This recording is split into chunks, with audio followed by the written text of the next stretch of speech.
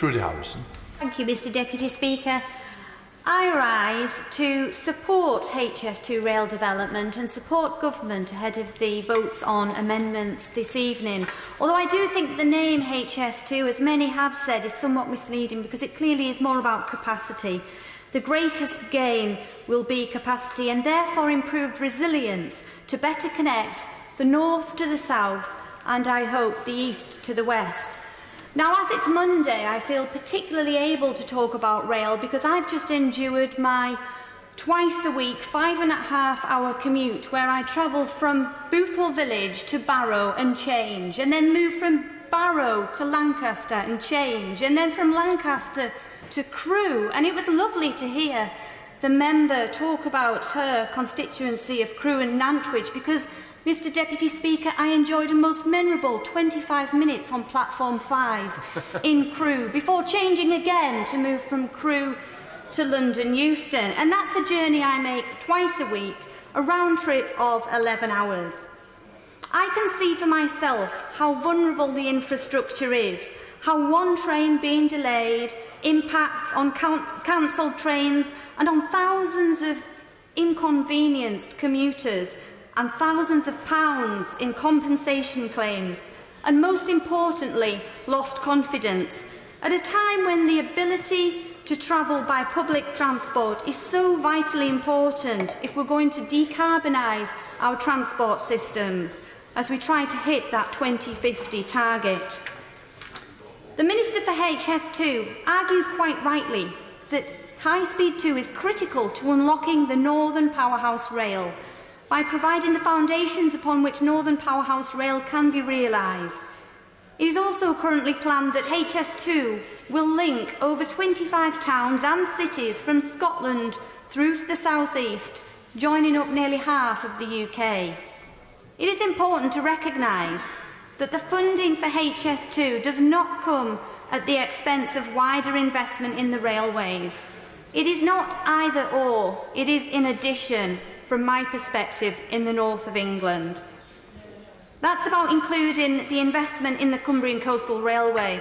I welcome that the government is investing billions of pounds between 2019 and 2024, the most significant investment across our railways since Victorian times. And just last week, we celebrated an £8 million confirmation of investment in the preliminary works on the Cumbrian Coastal Line. Living on the train station, as I do, I see from my own living room window the increase in services. 21 trains on a Sunday. That's a first between Whitehaven and Millom. Never before have we had trains on Sundays, and it's made a huge improvement to our tourism economy. We now have 205 services between Whitehaven and Millom. And after the tricky situation with the timetable change in May 2018, we've seen huge improvements in the reliability, now up to 93.5% reliability on our line. Those extra services are running at a record reliability now, thanks to the Department for Transport's intervention since the new timetable was introduced last year, which is, of course, great news for commuters. We have seen an end to the very unreliable Class 37 locomotive, which I'm pleased, in terms of passenger transport, has been relegated to the scrap heap or possibly the museum. And we're also seeing an end to the very uncomfortable pacer trains, or nodding donkeys as they're more commonly known in my area. And as long as this investment continues locally, with the recently announced millions of pounds to develop those preliminary works on the Cumbrian Coastal Railways, to improve the rolling stock and to ensure that a reliable service connects people to places 7 days a week, then I welcome the additional infrastructure investment that government is proposing with HS2 and, critically, Northern Powerhouse Rail. We have in the past referred to HS3 and as a follow-on from HS2, but that Northern Connection piece is now teamed Northern Powerhouse Rail, with a focus on connectivity from east to west, from Manchester to Leeds from Liverpool to Leeds via Manchester, get my geography corrected. But turning specifically to the amendments, the quarterly reports on environmental impact, costs and progress, the environmental statement at 11,000 pages is already incredibly extensive. That is why I do not believe that we need another layer of reporting on a statement that is already out there. The environmental statement has been scrutinised independently and by the Select Committee, which has made its own decisions. It's important that we recognise not all scrutiny must take place in public, as it is in private. Ministers can maintain pressure through a cooperative, sensible, business-like environment, rather than having to shame a contractor on the floor of this place for the sake of political point scoring. The compensation scheme, I would be delighted to give way. Thank you, Mr Deputy Speaker. Surely the point of scrutiny is not political point scoring, but the accountability for the billions of pounds of this project, money which we're not entirely sure about the total amount yet. Surely that is the point of accountability, far from political point scoring. I thank my honourable friend for his intervention, but I would refer to the 11,000 pages of environmental statement. And what I think we need is less pen pushing and paper shuffling and more progress, more connecting of people to places.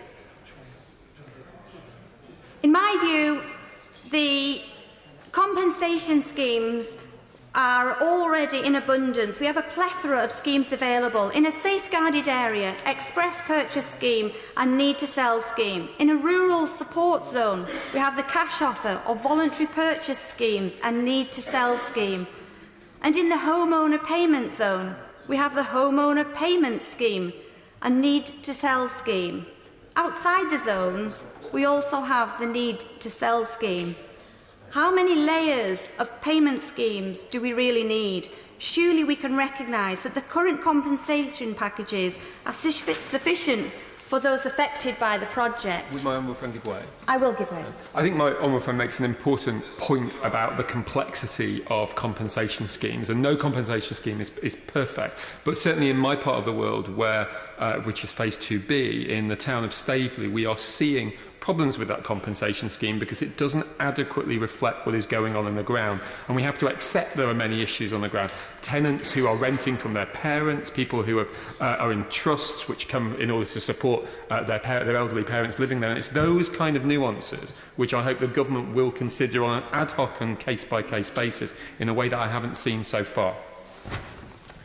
Thank my honourable friend for that intervention. And whilst I don't have HS2 or indeed any significant infrastructure projects going on in my constituency, I look forward to them, and we look forward to Moorside being developed in my Copeland constituency, which would have similar kinds of inconvenience and unintended consequences. However, serving the Minister as I have in the past, I am confident that she will work with members across this House, and where there are issues, she will work with communities.